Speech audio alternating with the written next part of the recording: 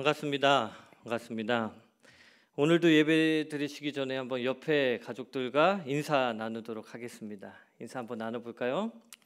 우리 아버지나 어머니나 우리 모든 가족들 모두 예배 잘 드릴 수 있도록 인사 나누도록 하겠습니다. 아멘. 아멘. 네, 감사합니다. 지금 이 시간은 예배를 드리는 시간입니다. 우리가 이 시간에 집중해야 할 것은 오직 하나님의 말씀이죠. 그렇기 때문에 하나님이 오늘 이 시간에 우리에게 어떤 말씀을 하실까? 그리고 나에게 어떤 것을 원하실까? 그리고 내가 회개해야 될 것은 무엇인가?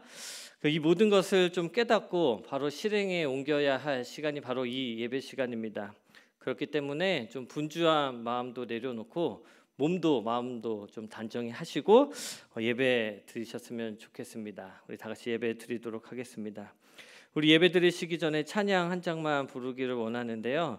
내 주 같은 분 없네. 다 같이 찬송 부르도록 하겠습니다.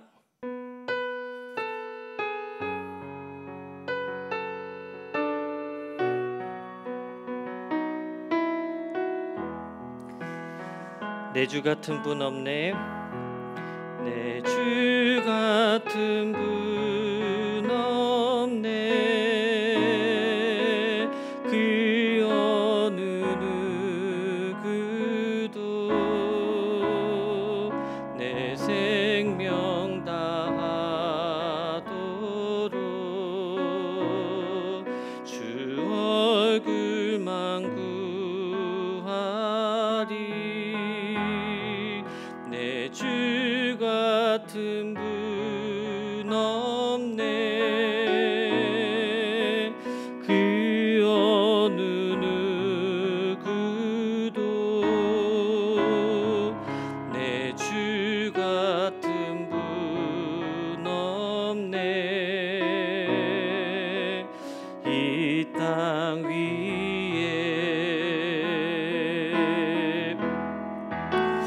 오 하나님, 주 나의 모든 것. 내 주 같은 분 없네. 이 땅 위에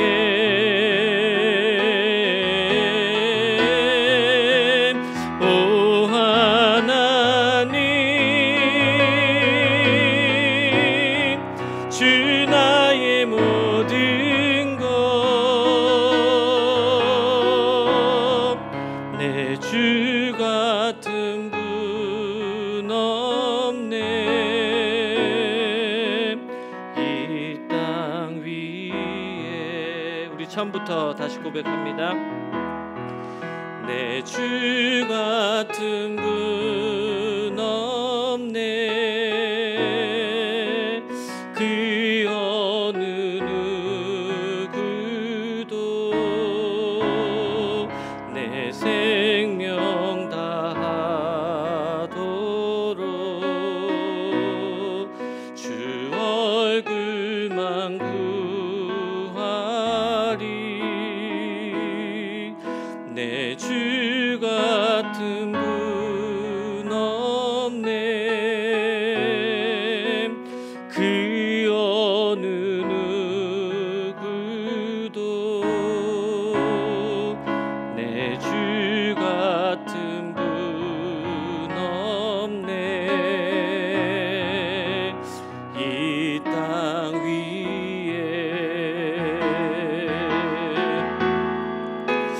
오 하나님, 주 나의 모든 것. 내 주 같은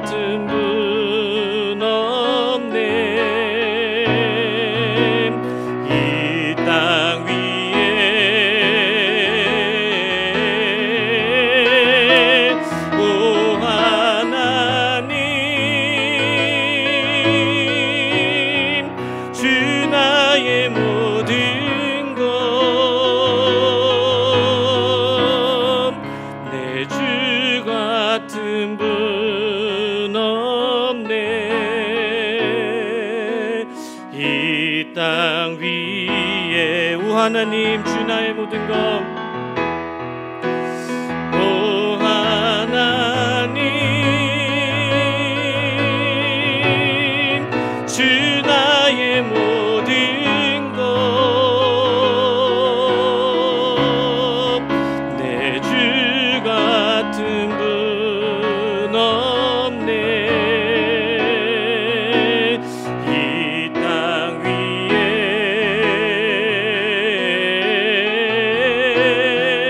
오 하나님,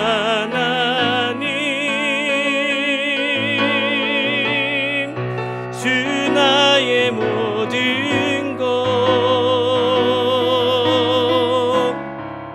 내 주 같은 분 없네. 이 땅 위에.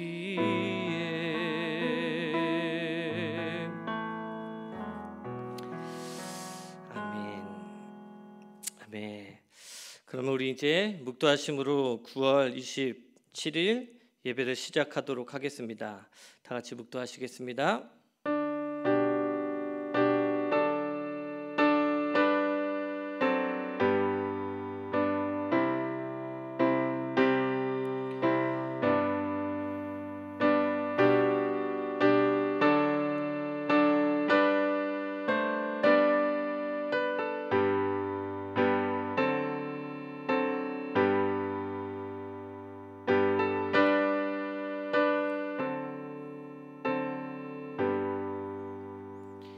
내 길을 여호와께 맡기라. 그를 의지하면 그가 이루시고 내 의를 빛같이 나타내시며 내 공의를 정오의 빛같이 하시리로다. 아멘.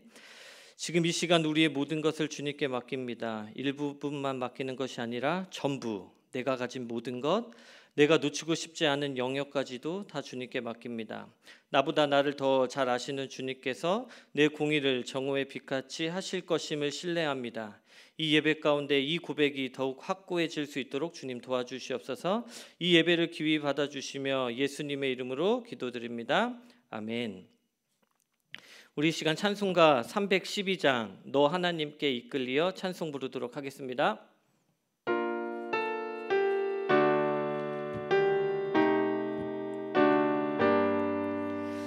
너 하나님께 이끌리어 일평생 주만 바라면 너 어려울 때 힘 주시고 언제나 지켜주시니 주 크신 사랑 믿는 자 그 반석 위에 서리라. 너 설레는 맘 가다듬고 희망 중 기다리면서 은혜로 신 주의 뜻과 사랑에 만족하여라. 우리를 불러주신 주 마음에 소원하신다. 주 찬양하고 기도하며 내 본분 힘써다하라.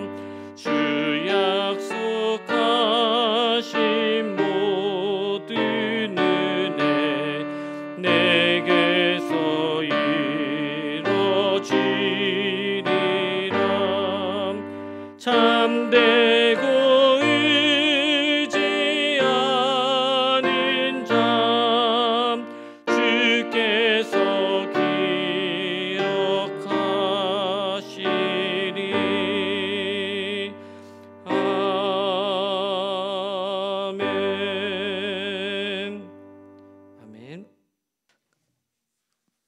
광고를 전해드리도록 하겠습니다. 첫 번째는 결국 사회적 거리두기가 결국 연장이 되었습니다. 정부 말로는 이제 9월 27일까지 연장을 한다고 하는데 그 후에 추석이 있어서 좀 더 상황을 봐야 할 것 같습니다. 저희 교회는 이제 정부 방침에 따라서 일단 이번 달은 모두 비대면 예배로 드릴 예정입니다. 그래서 모든 예배는 공식적으로는 없고 주일 예배, 수요 예배만 영상으로 여러분께 드릴 수 있도록 준비하도록 하겠습니다. 두 번째는 저희 교회 이제 우리 김영섭 장로님께서 이제 저번 주에 일하시는 중에 현장에서 낙상 사고가 있으셨습니다. 그래서 고관절에 좀 충격이 와서 현재 병원에 입원 중에 계시는데요. 우리 장로님께서 속히 회복하실 수 있도록 성도님들의 많은 기도 부탁드립니다. 그리고 장로님뿐만 아니라 현재 우리 교회 모든 이제 좀 아프신 분들을 위하여서 많은 중보기도 부탁을 드립니다. 그리고 세 번째는 계속 우리 성도님들이 돌아가시면서 본당 청소를 해주셔서 충실히 해주셔서 참 감사합니다. 그래서 앞으로 2주 동안 또 본당 청소를 해주실 성도님의 이름이 이 밑에 자막으로 나가실 텐데 우리 안성수 집사님과 고일신 권사님 이 부부 우리 성도님들께서 2주간 수고해 주시면 참 감사하겠습니다. 우리 마지막 네 번째 헌금 광고입니다. 비대면 예배로 드리다 보니까 이제 성도님들 대부분의 성도님들께서 이 아래에 있는 자막에 있는 온라인 계좌번호로 지금 헌금해 주시면 헌금을 보내주시면 감사할 것 같습니다. 네, 성경을 읽도록 하겠습니다. 성경 봉독 시간인데요. 오늘 하나님의 말씀은 고린도전서 7장 말씀입니다. 고린도전서 7장 24절에서 31절까지의 말씀입니다. 고린도전서 7장 24절에서 31절까지 다 같이 읽겠습니다. 형제들아 너희는 각각 부르심을 받은 그대로 하나님과 함께 거하라. 처녀에 대하여는 내가 주께 받은 계명이 없으되 주의 자비하심을 받아서 충성스러운 자가 된 내가 의견을 말하노니 내 생각에는 이것이 좋으니 곧 임박한 환난으로 말미암아 사람이 그냥 지내는 것이 좋으니라. 내가 아내에게 매였느냐 노이기를 구하지 말며 아내에게서 노였느냐 아내를 구하지 말라. 그러나 장가가도 죄 짓는 것이 아니요 처녀가 시집가도 죄 짓는 것이 아니로되 이런 이들은 육신의 고난이 있으리니 나는 너희를 아끼노라. 형제들아 내가 이 말을 하노니 그때가 단축하여 진고로 이후부터 안에 있는 자들은 없는 자같이 하며 우는 자들은 울지 않는 자같이 하며 기쁜 자들은 기쁘지 않는 자같이 하며 매매하는 자들은 없는 자같이 하며 세상 물건을 쓰는 자들은 다 쓰지 못하는 자같이 하라. 이 세상의 외형이 지나감이니라. 아멘.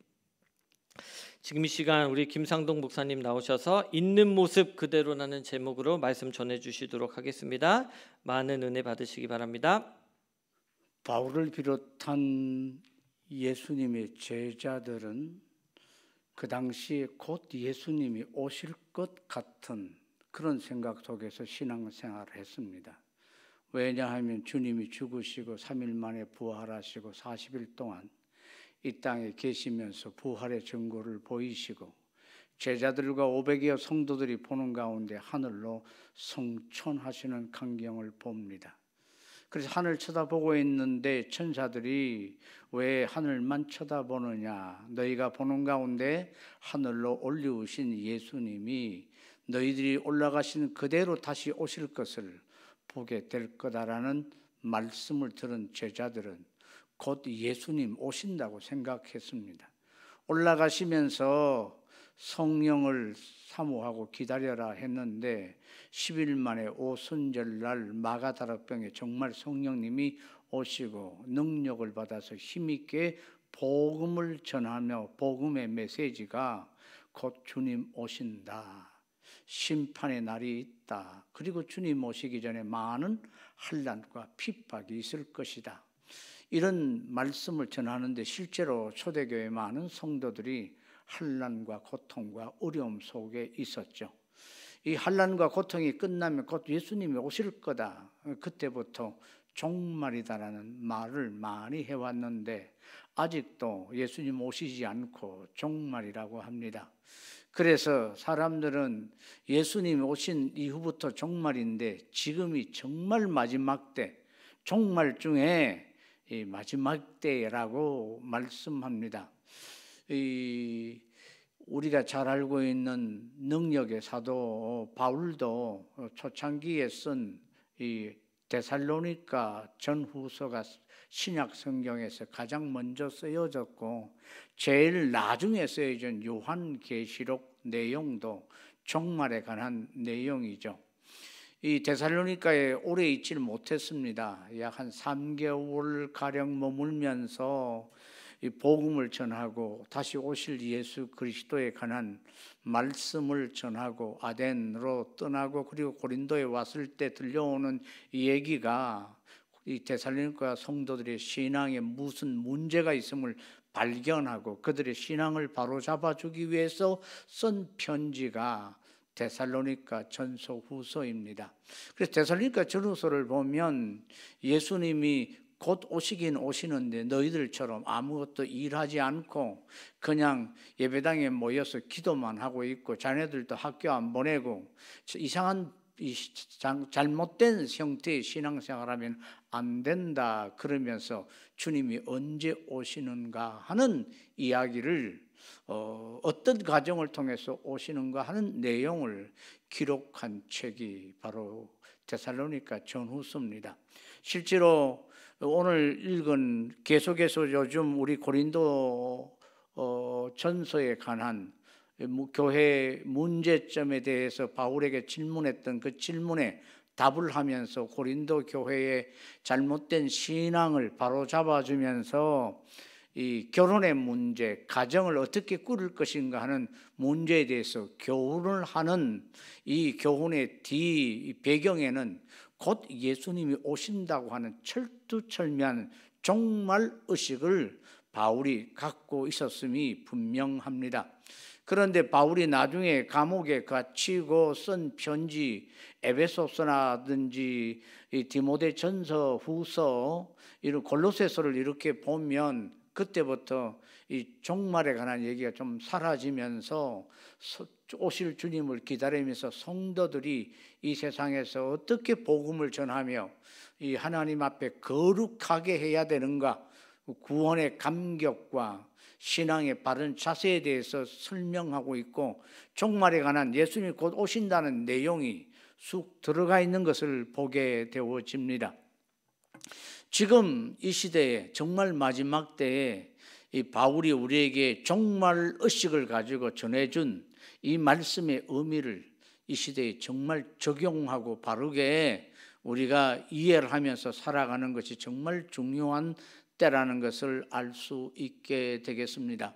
바울이 감옥에 갇혀서 이 예수님 언제 오실 것인가, 세상 끝 스바냐, 지금으로 말하면 스페인 나라에 가고 싶었고, 그래서 실제로 성경에 정확하게 스페인에 간지는 기록되어 있지 않습니다만 아마도 저는 생각하기를 스페인에 잠시 다녀오지 않았을까. 그것이 세상 끝인 줄 알았는데 가보니까 스페인이 세상 끝이 아니고 정말 세계는 넓고 할 일이 많다.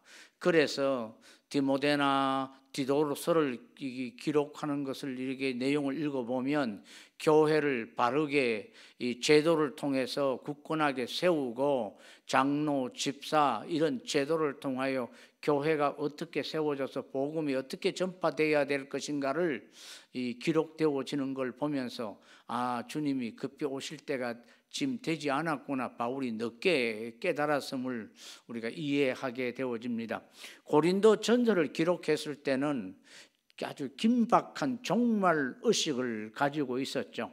예수님이 오시기 직전에 보면 많은 환난과 어려움과 고통이 있을 거라. 그래서 오늘도 읽은 말씀 가운데 26절에 보면 내 생각에는 이것이 좋으니 곧 임박한 환난으로 말미암아 사람이 그냥 지내는 것이 좋으니라. 곧 임박한 환난을 생각하면서 이 성도들에게 교훈하고 있는 것을 보게 되어집니다. 정말 지금 이 임박한 환난, 미국의 우리 한국의 5분의 1에 해당되어지는 이 불이 붙어서 미국에 굉장히 고통 중에 있고 여름에도 불구하고 눈이 쏟아지고 각처에 이 기근과 난리의 소문이 계속해서 들려오는 이런 이 현상에서 사람들은 종말이다, 종말에 많은 어려움이 있을 거다 이런 생각을 합니다. 그런데 이 데살로니가 전서 5장에 보면 평안하다, 우리가 안전하다 할 때 예수님 오실 거라는 그런 말씀도 있습니다. 예수님 오시기 전에 이런 많은 환난과 마태복음 24장을 비롯한 여러 성경에 기록되어진 대로 이 세상이 죄로 말미암아 신음하고 고통 가운데 있기에 하나님은 진노하시는 이런 일들이 세상에 일어나므로 많은 사람이 어려움을 겪습니다만, 이 예수님 오시기 바로 직전에 어떤 일이 벌어지느냐 하면 7년 평화 조약이 이스라엘과 맺어지는 그런 일이 있어서 적그리스도가 등장해서 이 평화 조약이 맺어지는 그때 사람들이 평화 시대가 왔구나 이러면서 종말에 대한 기대가 사라지고 평화 시대다 이럴 때 예수님이 갑작스럽게 오실 것이라는 얘기도 또한 데살로니가에 그렇게 기록되어져 있습니다.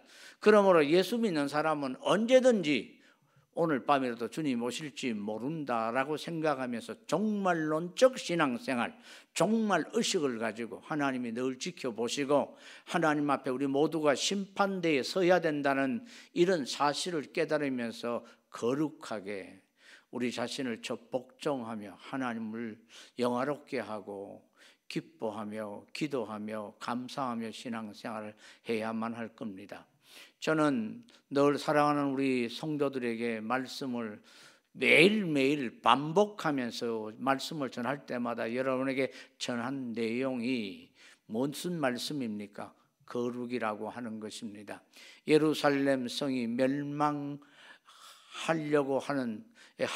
되어지는 그 하나님의 예레미야를 통하여 무서운 메시지를 전파할 때 그때 이 하나님이 그런 일이 예루살렘에 일어나지 않기를 예레미야가 눈물 흘리며 기도하는데 하나님께서 예레미야에게 이 예루살렘 성에 의인 한 사람이라도 네가 찾아보면 이 예루살렘 성을 내가 멸망하지 않겠다고 그런 얘기를 합니다.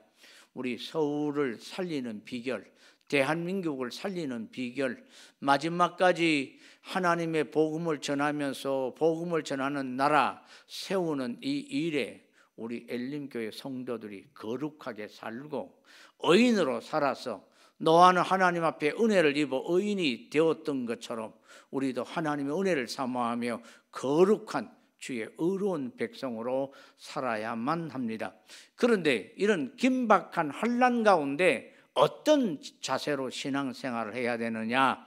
지난주에는 그리스도인의 가정, 결혼에 관한 말씀을 쭉 전했는데 오늘 계속해서 이어서 말씀을 전하도록 하겠습니다. 있는 그대로라는 말 참 멋있어 보이죠.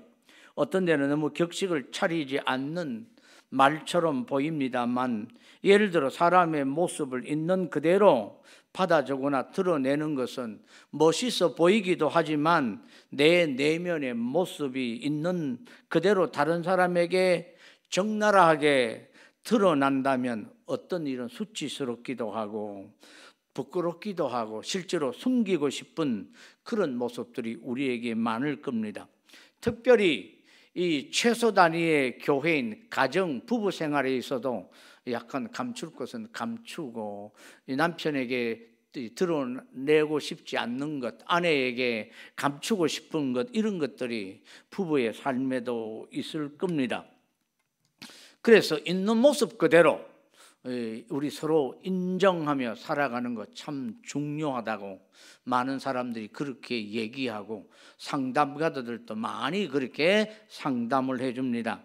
엘리자베스 큐블로스라는 사람도 인생 수업에서 특별히 인간관계, 부부관계에 대해서 이렇게 조언을 하고 있습니다. 배우자를 바꾸거나 관계를 변화시키면 완벽하고 행복하리라고 생각합니다. 하지만 이것은 실로 어리석은 생각입니다. 우리의 행복은 상대방을 더 좋게 바꾸는 것에 달려있지 않습니다. 진실은 이렇습니다. 우리는 상대방을 바꿀 수 없으며 바꾸려 해도 안 됩니다. 그들이 절대로 변하지 않으면 어떻게 할 것입니까? 또 그들이 변할 생각이 없다면, 우리가 진정한 자신의 길을 원한다면 그들도 진정한 그들로 있도록 해 주어야 되지 않을까요? 이렇게 금연합니다. 일반적으로 사람들은 결혼을 해서 가정을 꾸며 살아가게 되어지면 자신의 남편이나 아내를 자신에 맞게 바꾸려고 노력합니다. 하지만 남편이나 아내가 그것을 원하지 않거나 또는 자신이 원하는 방향이 옳지 않았다면 그 부부의 관계는 매우 어색해질 것입니다. 그래서 바울은 이 24절 말씀에 고린도 교인들에게 이렇게 얘기합니다. 부르심을 받은 대로 그대로 하나님께 거하라. 우리 주님도 내 모습 이대로 받아주셨습니다. 우리가 부족하고 어리석고 연약하고 여전히 죄 가운데 있는 우리를 있는 모습 그대로 받아주셔서 우리를 하늘나라 백성 삼아주시고 예수 그리스도의 십자가의 죽으심에 그 피로 말미암아 우리가 죄사함 받고 하나님의 사랑을 우리 마음속에 쏟아 부어주심으로 그 사랑이 임할 때 예수님이 내게 이것을 원하시는구나, 그 사랑 함께 감격하며 예수님의 뜻에 우리 스스로 복종하고 스스로 주의 계명을 따라 주님의 말씀에 따라 순종하려고 몸부림치는 것이지, 예수님이 우리를 억지로 바꾸려고 강건적으로 우리로 하여금 매를 때리면서 우리를 바꾸지 않으시고 계신다는 사실을 우리는 잘 알아야 합니다. 예수님은 그저 우리를 사랑하신다고 말씀하시고 예수님의 그 거룩한 모습을 우리에게 보여주시면서 하나님의 아름다운 성품을 우리에게 계시해 주시면서 수준 낮은 우리를 높은 수준으로 우리를 끌어올리시기 위하여 이런 삶을 살았으면 좋겠다 요구하시는 것에 우리 스스로 자원하여 우리가 하나님의 그 수준에 어떻게 하면 성숙할 수 있을까, 성장할 수 있을까, 주님 도와주십시오. 하나님께 구하고 성령의 도움을 구할 때 성령께서 매우 인격적인 신이시기에 우리에게 오셔서 우리가 요구할 때 와서 우리를 도우시고 우리 안에 역사하심으로 예수님을 닮아가게 되어지고 하나님 아버지의 모습을 닮아가게 되어지는 그런 신앙의 삶을 살게 되어집니다. 24절 말씀 한번 읽어보겠습니다. 형제들아, 너희는 각각 부르심을 받은 그대로 하나님과 함께 거하라. 이 바울이 2000년 전 고린도 지역에 살고 있었던 성도들에게 그들이 그 지역에서 어떻게 하면 하나님의 백성으로서 좋은 삶을 살 수 있을 것인지 대하여 견해를 밝히는 내용 중에 등장하는 아주 중요한 말씀입니다. 바울의 이야기가 오늘날 모든 사람들에게 그렇게 하라는 이야기는 아닙니다. 바울이 고린도 사회에 음행이 만연하고 모든 사람들의 그 당시 그 사람들의 결혼의 의미, 남편과 아내에 대한 개념이 부족했던 그 상황 속에서 처녀는 그냥 지내는 것이 좋을 것 같다라고 말합니다.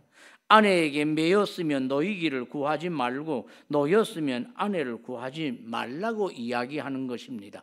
고린도 그 도시 독특한 상황 가운데 이렇게 바울이 말하는 것이라는 것을 우리는 이해해야 됩니다.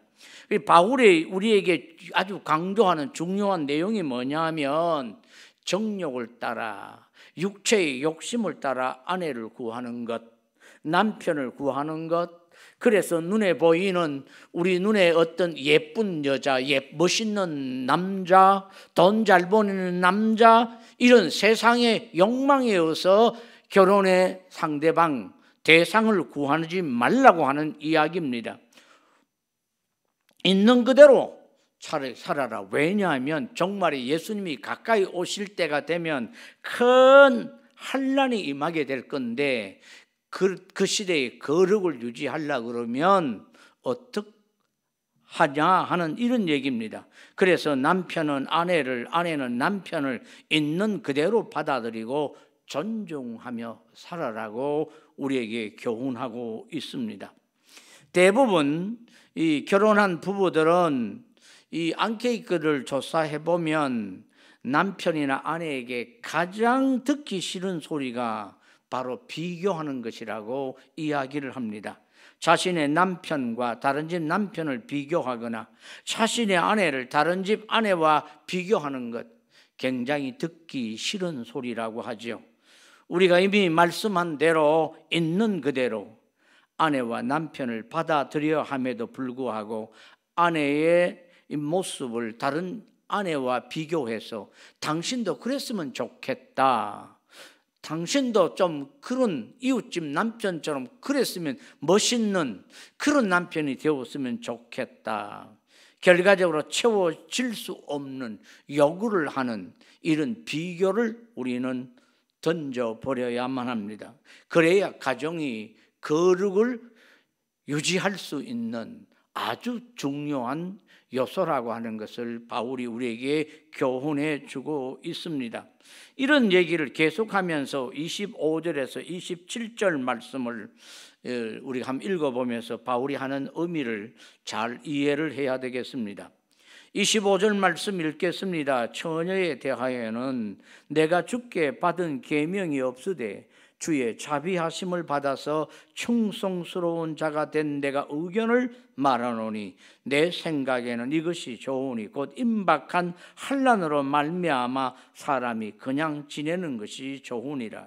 네가 아내에게 매였느냐 너희 길을 구하지 말며 아내에게서 너였느냐 아내를 구하지 말라. 즉 있는 대로 지내라는 내용입니다. 물론 정욕을 따라 행동하지 말고 처녀는 처녀대로, 결혼을 했으면 결혼한 대로, 이혼했으면 이혼한 대로 지내라는 의미입니다. 하지만 부부의 관계에서 자신의 아내를 있는 그대로, 남편은 있는 그대로 받아들이라는 의미도 여기에 함축되어져 있습니다. 사랑하는 엘림의 가족 여러분, 다른 것을 기대하는 것은 별 큰 의미가 없습니다. 31절 말씀 읽어보겠습니다. 세상 물건을 쓰는 자들은 다 쓰지 못하는 자같이 하라. 이 세상의 외형은 지나감이니라. 그렇습니다. 이 세상 모든 것의 외형은 지나가기 때문입니다. 지금은 좋아 보이는 것이지만 시간이 지나면 그렇게 큰 의미가 없어질 것이 우리 가운데 많이 있습니다. 지금은 얼굴이 예뻐 보이고 멋있어 보이지만 시간이 지나면 외적인 모습은 다 없어집니다. 그래서 결국은 다 부질없는 욕심이 되고 맙니다. 오히려 남편에게 또는 아내가 갖고 있는 좋은 점에 대하여 감사하는 것이 더 필요합니다. 존 헨리 박사는 이런 이야기를 했습니다. 감사는 최고의 항암제요, 해독제요, 방부제라고 했습니다. 독일의 신학자 디트리히 본헤퍼는 감사를 통해 인생은 부해진다라고 이야기했습니다. 그렇습니다. 결혼과 부부 관계에 있어서 진정으로 행복한 사람은 결단코 돈 많은 사람이 아닙니다. 이 세상의 것들로 풍족한 사람들이 아니었습니다. 물질에 많고 적음과 관계없이 세상에서 성공했다 못했다 그것이 문제가 아니라 상대방을 향해 올바르게 생각하는 아내와 남편, 올바르게 사는 아내와 남편, 우리네 인생의 독소, 썬뿌리요 우리네 인생을 갉아먹고 우리네 인생의 발목을 잡는 모든 원망과 불평과 열등의식을 떨쳐버리고 어떠한 삶에서든지 감사의 생각이 넘치는 아내와 남편, 감사의 삶이 넘치는 아내와 남편이 진정한 부자요, 진정한 행복자임을 우리는 알아야 됩니다. 감사는 있는 형편 속에서 그대로 받아들이는 것입니다. 옆에 몸이 아픈 아내가 있는 것으로 감사할 수가 있고, 그저 돈 벌어주는 남편이 있는 것에 대해서 많이 벌어왔다 적게 벌어왔다가 아니라 옆에 있는 남편을 인해서 감사할 수 있는 모습 그대로 우리 현 삶에 감사할 수 있기를 바랍니다. 하나님이 우리를 향한 진정한 뜻이 뭡니까? 항상 기뻐하라, 쉬지 말고 기도하라, 범사에 감사하라. 감사하는 것 참 중요합니다. 사랑하는 성도 여러분, 남편도 아내도 서로에 관하여 있는 그대로 받아들이고 또한 그 모습을 그대로 보존하며 유지하는 것이 얼마나 중요한지 우리는 분명히 알아야 합니다. 사실 처음 결혼했을 때는 남편과 아내의 모든 점이 멋있어 보이고 예뻐 보였겠습니다만, 그런데 조금 살다 보면 이런 단점도 보이고 저런 단점도 보이고 그러면서 불평하고 원망하게 되어지는데, 처음 느꼈던 그 예쁨의 모습을 그대로 유지하면서 그대로 인정해 주면서 살아가는 것 정말로 필요합니다. 이 네덜란드 암스테르담 결혼 50주년을 맞은 한 부부가 있었습니다. 금슬이 좋았던 부부는 마을 사람들을 초청해 조촐한 파티를 열었습니다.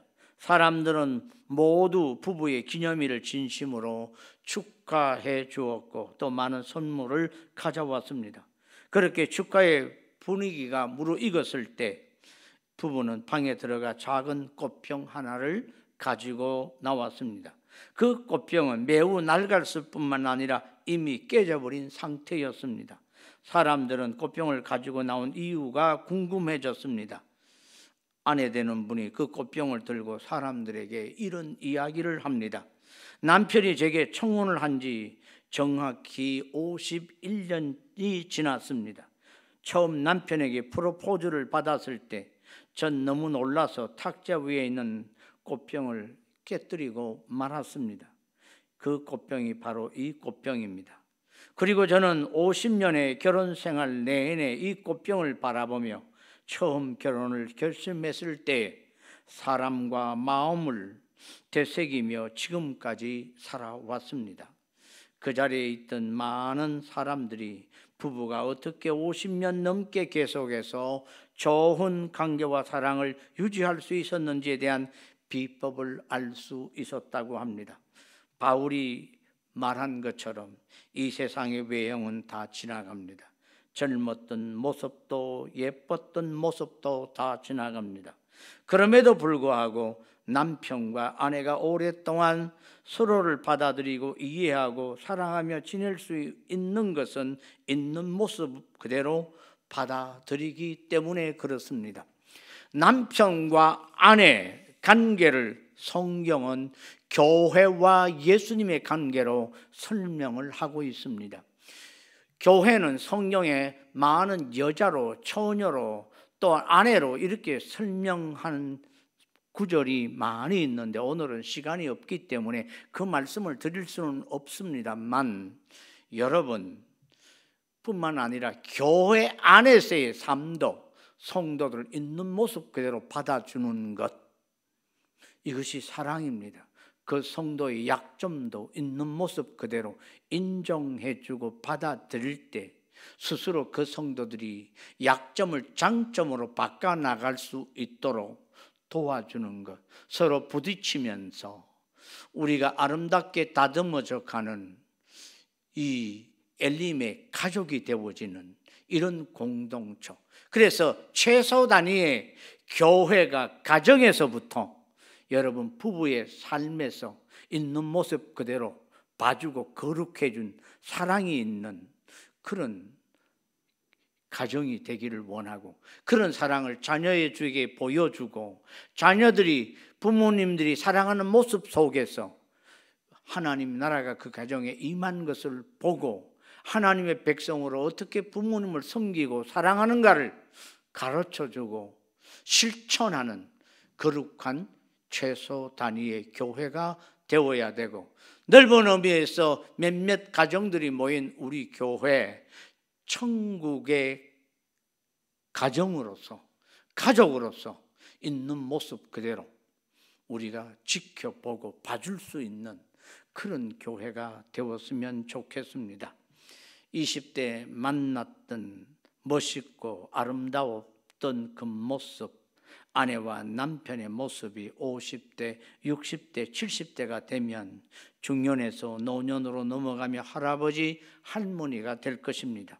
피부도 거칠어지고 주름도 생기고 살도 찌고 배도 나올 것입니다. 등도 굽을 것이고 흰머리도 날 것입니다. 하지만 그럼에도 불구하고 서로의 눈에는 여전히 사랑스럽고 예쁜 아내이며 멋진 남편이 되어야 됩니다. 우리 교회는 만난 지 20년, 30년 되는 성도들이 많습니다. 서로 신앙생활해 가면서 부딪히면서 그러나 있는 모습 그대로 감싸주고 이해해주고 용서해주면서 우리 그리스도의 사랑을 실천해가며 더욱 가족으로 하나 되는 교회가 되었으면 좋겠습니다.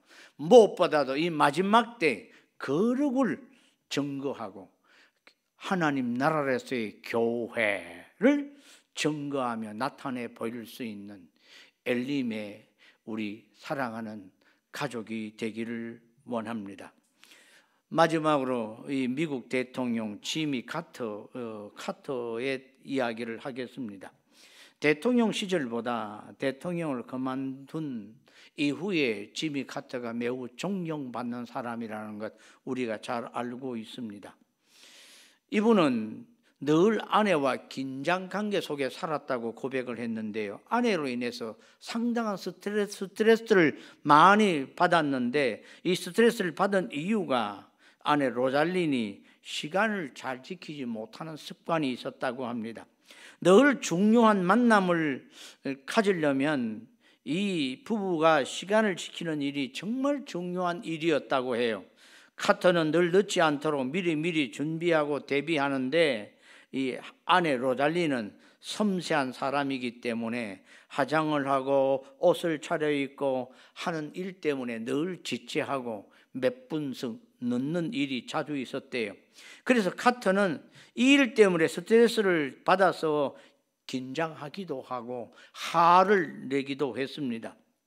어느 해 로잘린이 생일을 맞았습니다. 카터는 아내에게 선물을 주며 생일 카드를 썼습니다.